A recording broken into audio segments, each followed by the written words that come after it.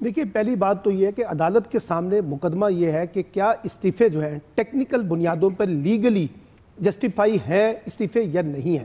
اب یہ عدالت کس بلا وجہ کس چکر میں پڑ گئی ہے کہ وہ سیاست کر رہی ہے اور سیاسی مشورے دے رہی ہے. بھائی یہ چھوڑ دیں سیاسی جماعتوں کے اوپر, انہوں نے پارلیمنٹ سے استعفے دینے ہیں یا نہیں دینے ہیں. تمام معاملات عدالتوں میں لے کر جاتے ہیں. بات یہ تو میں کہہ رہا ہوں, لیکن عدالتوں کو بھی سوچنا چاہیے کہ ان کے پاس جس چیز کی تشریح آئی ہے وہ بس اس کی تشریح کریں کہ لیگلی جائز ہے ناجائز ہے. اگر وہ اس طرح کی سیاست پہ کریں گے تو پھر سیاسی فریق بھی بنیں گے. ایک بات تو یہ ہے. دوسری بات جو ابھی حیدر وحید نے کی ہے بالکل ٹھیک ہے.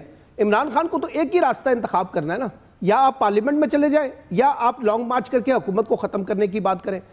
آج بھی عمران خان نے دو ٹوک لفظوں میں کہا ہے, صرف کل نہیں کہا, آج بھی کہا ہے کہ پارلیمنٹ میں جانے کا سوال ہی پیدا نہیں ہوتا. اب اس کا مطلب یہ ہے, اب آپ دیکھیے اسپیکر کا مسئلہ کیا ہے. اب حیدر وحید صاحب کو بھی اچھی طرح پتا ہے کہ اسپیکر نے یہ کہا تھا کہ میں اس وقت تک استعفے قبول نہیں کروں گا جب تک فردن لوگ میرے پاس آ کے تصدیق نہیں کریں گے.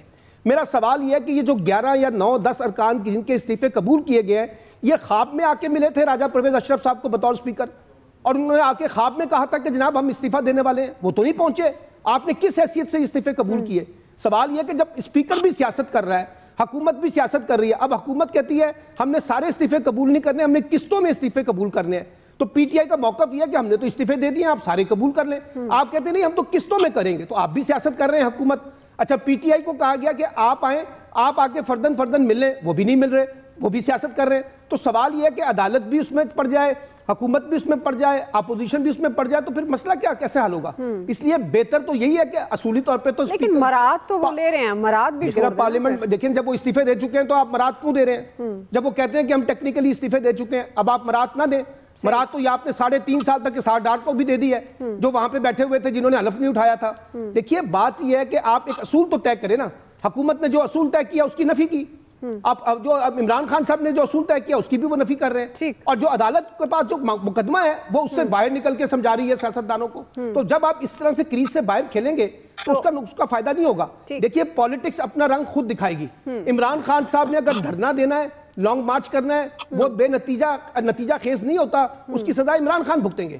لیکن یہ فیصلہ تو سیاسی جماعتوں کا ہے نا, تو سیاسی جماعتوں کو کرنے دیں, اچھا فیصلہ کریں یا برا فیصلہ کریں. اس کے کیا اب یہ کوئی پہلی دفعہ پارلیمنٹ سے استعفوں کی بات کا معاملہ آیا ہے؟ بے نظیر کے دور میں بھی یہ ڈسکشن ہوتی تھی, اس سے پہلے بھی ہوتی رہی ہے, آج بھی ہو رہی ہے.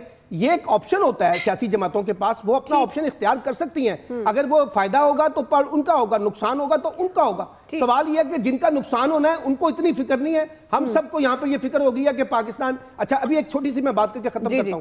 آپ کہتے ہیں جی پارلیمنٹ میں چلے جائیں, میں کہتا ہوں جب پارلیمنٹ مکمل تھی تو پارلیمنٹ نے کیا کر لیا پاکستان کا؟ کون سے مسئلے پارلیمنٹ نے حل کر لیے؟ آپ کی کون سی پولیٹیکل سٹیبلٹی پارلیمنٹ کی موجودگی میں آتی ہے؟ کون سی اکنامک سٹیبلٹی پارلیمنٹ کی موجودگی میں آئی ہے؟ یہاں تو سوائے محاذ رائی کے اسپیکر کا گھراؤ کرنا, ان کے اوپر کاپیاں پھینکنا, کاپیاں پھاڑنا, اس کے علاوہ تو ہمیں پارلیمنٹ کی آج دیکھیں نا صدر مملکت گئے ہیں نا پارلیمنٹ کے جوائنٹ سیشن سے خطاب کرنے, صرف 14 لوگ جو پی ٹی آئی کے باغی تھے, اس کے علاوہ پوری حکومت بائیکاٹ کر گئی.